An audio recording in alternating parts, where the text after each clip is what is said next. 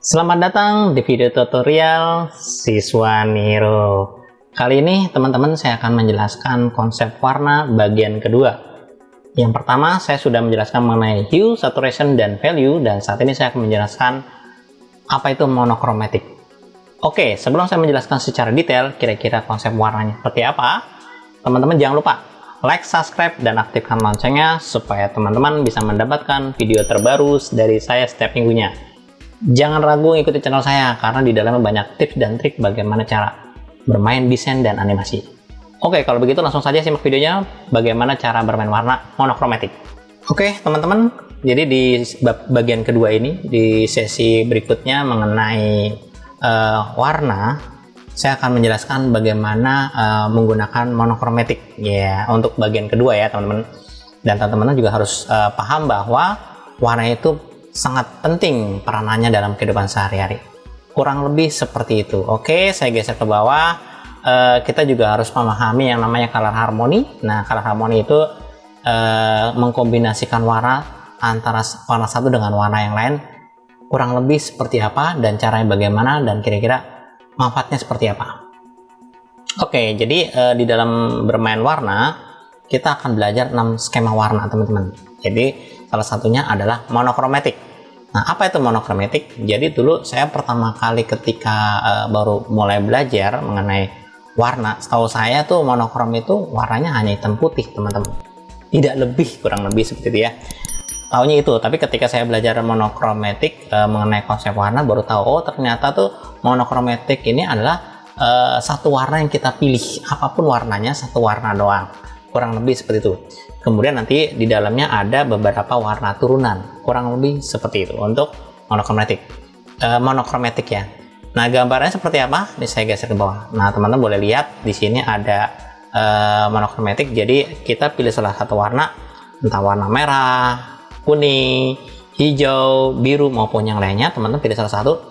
Nanti di situ akan kita lihat bahwa ada warna yang lebih terang, yang berikutnya warna yang lebih redup lagi, jadi ketajamannya kurang, lebih turun ya. Jadi ini ada warna turunannya, jadi ada warna seperti ada gradasi tapi masih satu warna kurang lebih seperti ya. Jadi di sini yang kedua mungkin turunnya sekitar 80%, yang di sini sekitar 60%, dan selanjutnya mungkin 40%. Kurang lebih seperti itu. Jadi biasanya ada 4 atau 5 turunan warna yang akan diciptakan. Kurang lebih seperti itu. Jadi masih satu warna, monokrom, kurang lebih seperti itu ya. Jadi di dalamnya banyak variasi warna ya. Oke, saya geser ke bawah. Nanti hasilnya ini sama ya teman-teman, sama tampilannya teman-teman. Oke, jadi hasilnya seperti ini contohnya. Ketika kita memilih warna biru, kita bisa melihat bahwa daerah yang lebih gelap untuk di mana, daerah yang lebih terang untuk di mana. Itu dia teman-teman. Jadi itu namanya monochromatic. Kita bisa melihat ini konsepnya biru. Nah, terkadang kalau kita ingin mendesain, kita tanya dulu, ini konsepnya maunya apa, monochromatic atau enggak.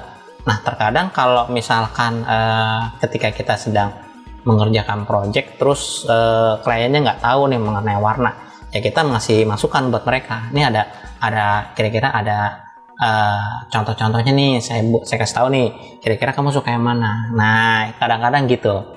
Ya, kita tanya dulu, oh saya sukanya seperti ini. Nah, kita juga ketika mendesain, ketika kita akan mendesain, kita juga lihat dulu kira-kira produknya apa, harus disesuaikan. Jadi nggak sembarangan pilih warna. Oke, itu caranya. Terus kemudian ini salah satu contohnya. Jadi warna-warna seperti ini masih konsepnya warna biru. Terus kemudian hanya dimainkan saturation dan hue, saturation dan value-nya, kurang lebih seperti itu. Jadi untuk mendapatkan warna-warna yang lebih redup, ya kan, mungkin lebih muda, lebih pastel atau lebih pucat dan sebagainya, itu saya biasanya kalau menggunakan gene, saya bermain di hue saturation, saya mainnya di saturation sama di value atau lightness, kurang lebih seperti itu. Tapi teman-teman gak usah khawatir, ketika kita ingin bermain monokrom, biasanya saya menggunakan panduan namanya color wheel dari Adobe. Nah, jadi teman-teman tinggal diklik aja. Kalau misalkan teman-teman buka Google gitu ya, tuh teman-teman tinggal klik aja di sini, misalkan Adobe Color, ya, Adobe Color Wheel. Nah, ketik aja, di enter, nanti teman-teman akan wah internetnya tidak jalan, tidak koneksi. Oke, nanti hasilnya seperti ini teman-teman. Ya, ini lagi jalan. Oke, ini hasilnya kayak gini, maaf. Adobe Color, nanti teman klik yang pertama, lalu klik di sini, klik nanti hasilnya seperti ini. Nah, itu dia teman-teman ya. Jadi ketika kita sudah masuk ke Adobe Color, sebenarnya banyak selain Adobe Color gitu kan. Menggunakan Canva juga boleh, menggunakan yang lain juga boleh. Tapi saya biasanya acuannya di sini ketika saya ingin mendesain. Nah, kita akan masuk ke bagian yang namanya monochromatic. Jadi saya tidak akan menjelaskan semuanya. Nanti sih saya akan menjelaskan sampai ke square ya, triadic. Itu triadic ya kurang lebih sampai di sini. Masih banyak banget teman-teman. Nanti kira-kira ada 6 skema yang saya jelasin. Skema kedua, skema pertama tuh monochromatic. Jadi kita konsentrasinya ke monochromatic, jangan yang lain dulu.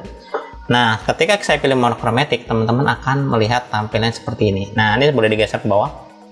Ya, bisa digeser ke bawah. Nah, teman-teman akan melihat bahwa ini ada lingkaran, ya, ada lingkaran warna. Kita atur kira-kira maunya seperti apa. Makanya ketika ingin mendesain, teman-teman pastikan lihat situasi dan budayanya. Kira-kira mau ditampilin apa. Kalau memang konsepnya saya kepengen warna hijau, indikator begini. Ini kan ada lingkaran nih. Kayak ada tanda panah kecil ya.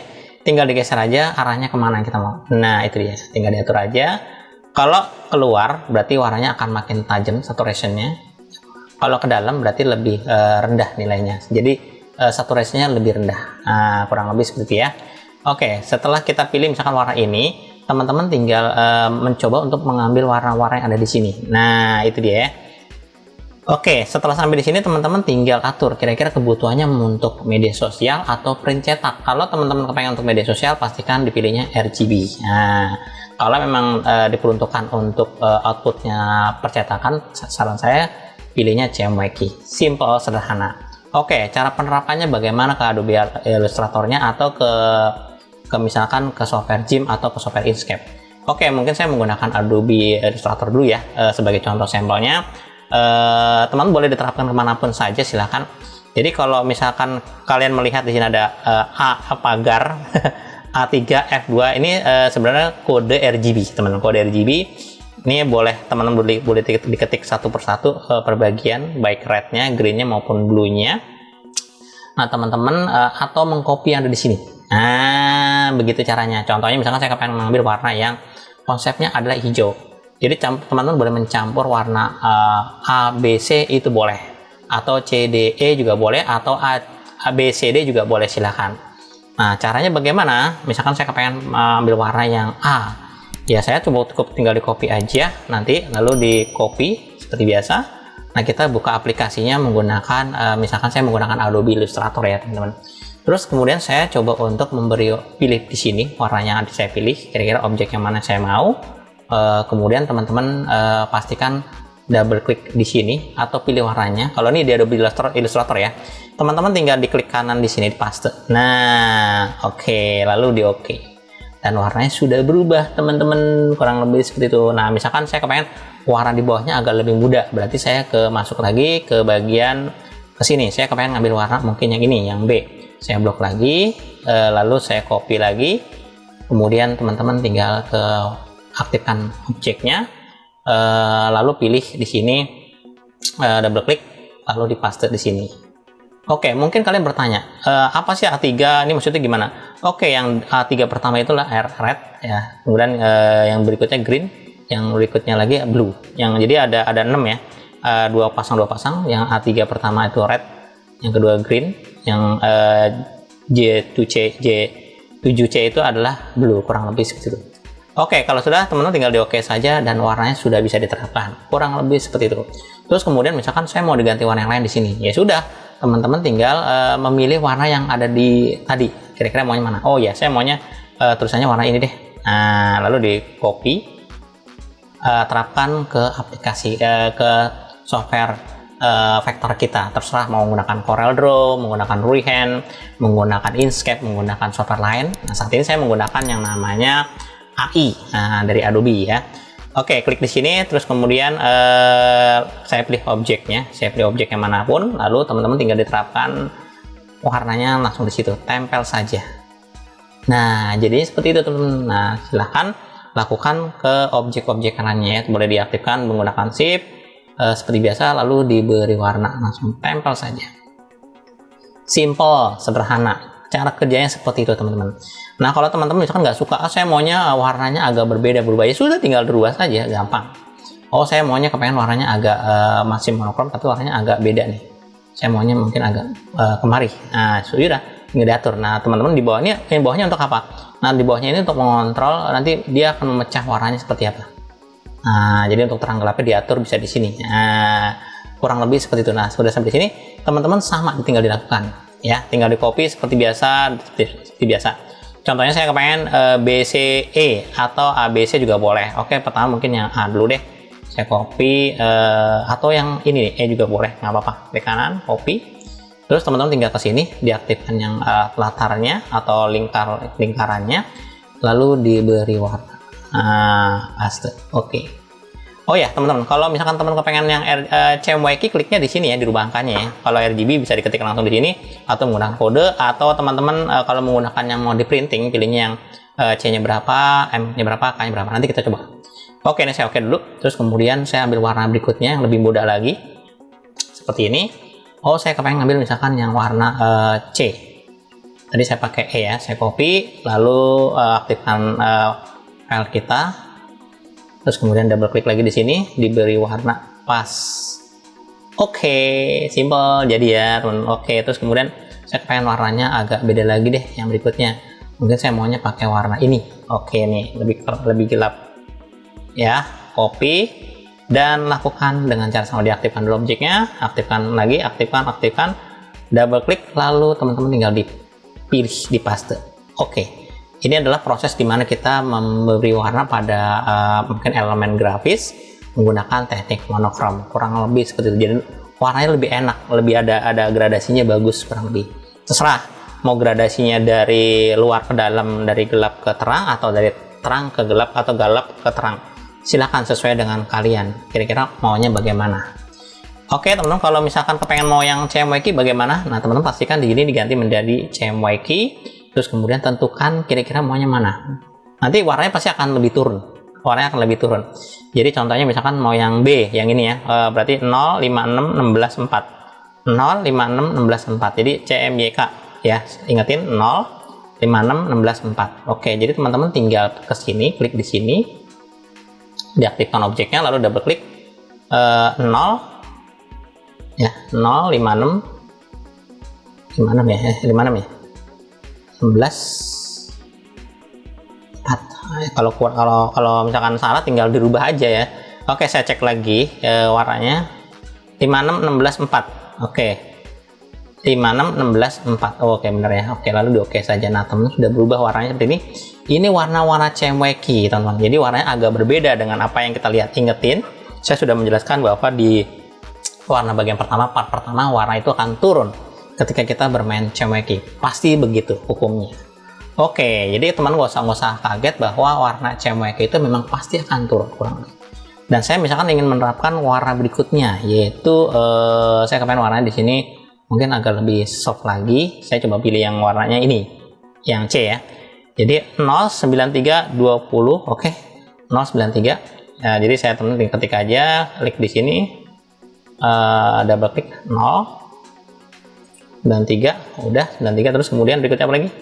Di sini ada 26 14. Nah ya, 26 14. Oke. 26 14. Simpel ya. Lalu di oke aja. Nah, hasilnya seperti ini. Jadi teman-teman lebih beda ya, lebih turun. Jadi lebih gelap. Memang itu dasarnya kalau CMYK kalau mau dicetak hasilnya seperti itu. Oke, teman-teman, itu saja yang saya bisa sampaikan ketika teman-teman ingin bermain warna monokrom. Terserah mau dari terang ke gelap atau gelap ke terang, silakan. Maksudnya bagaimana, Pak? Kan terkadang ada orang yang kepengen dari luarnya tuh terang, mungkin lebih terang, ke dalamnya mungkin gelap, seperti itu. Atau yang kayak tadi, luarnya gelap dulu, baru tengah-tengahnya terang. Itu silakan. Jadi teman-teman gak usah khawatir, ini tidak akan bertabrakan. Nah, pasti aman. Nah, teman-teman kalau misalkan masih nggak suka juga, tinggal diklik di sini. Jadi ini pilih variasi warna yang ada di sini. Karena tadi agak berbeda, jadi teman-teman harus merubah. Oke, misalkan yang ini nih ya. Teman-teman harus ingat, oke saya maunya yang luarnya lebih gelap. Oke ya. Berarti teman-teman pilihnya 093 26 64. Nah, gitu aja, tinggal dirubah aja. Oke, diaktifkan. Oke, 093 Tadi berapa tuh? Oke, 2664. Oke. 26 64. Oke, langsung di oke saja. Nah, jadi seperti itu kurang lebih. Ya. Kenapa tadi tidak sesuai? Sebenarnya sih tadi bisa aja sesuai kalau saya menggunakan warna ini. Tinggal warna ini aja diganti nih, teman-teman, gak usah khawatir. Biasanya saya begitu mensiasatinya. Tinggal diganti warna yang di luar ini menggunakan warna yang dalam. Kita bisa menggunakan eyedropper, tinggal diklik di warnanya. Selesai.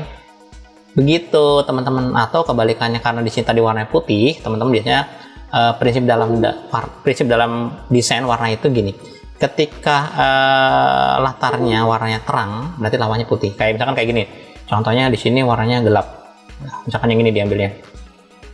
Nah, berarti lawannya jangan begini. Mau nggak mau teman-teman harus memberi warna terang di sini. Mungkin putih atau bisa menggunakan warna lain. Misalkan saya mau warna kayak gini boleh.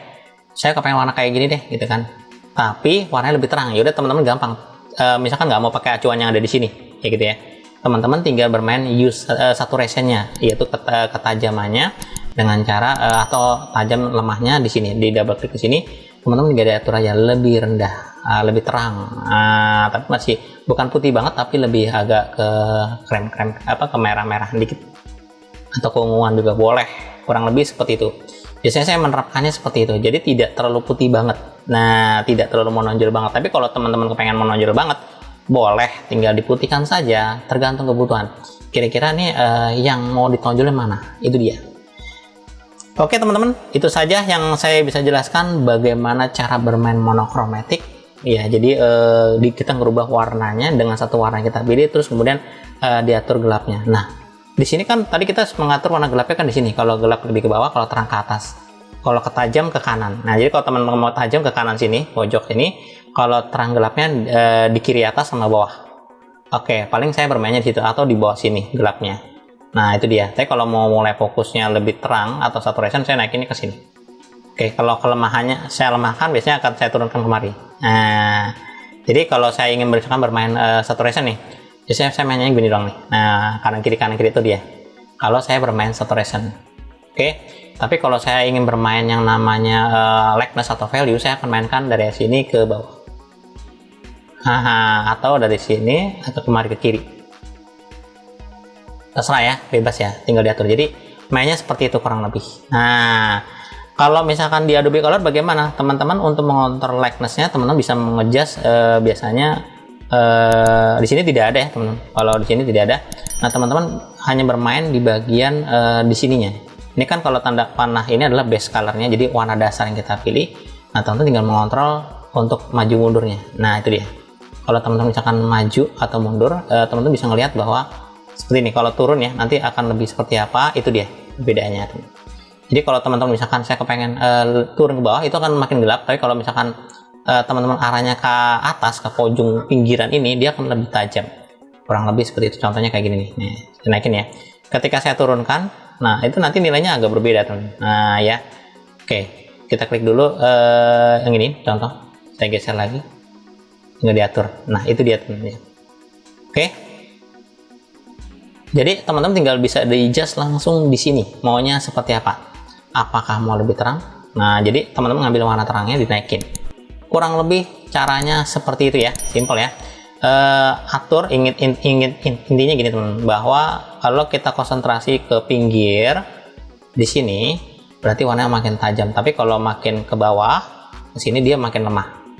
Biasanya gitu ya, lebih soft, lebih pastel biasanya gitu ya. Oke, itu saja teman-teman yang bisa saya sampaikan. Saya berharap materi bermanfaat dan berguna. Teman-teman jangan lupa like, subscribe, dan aktifkan loncengnya supaya teman-teman bisa mendapatkan video terbaru dari saya setiap minggu dari saya maksudnya gitu ya. Karena di dalam banyak tips dan triks, teman-teman silakan ikuti sampai akhir videonya. Saya harap bermanfaat dan berguna. Kita akan ketemu lagi mengenai warna di bagian ketiga, yaitu warna analog. Sekian, terima kasih.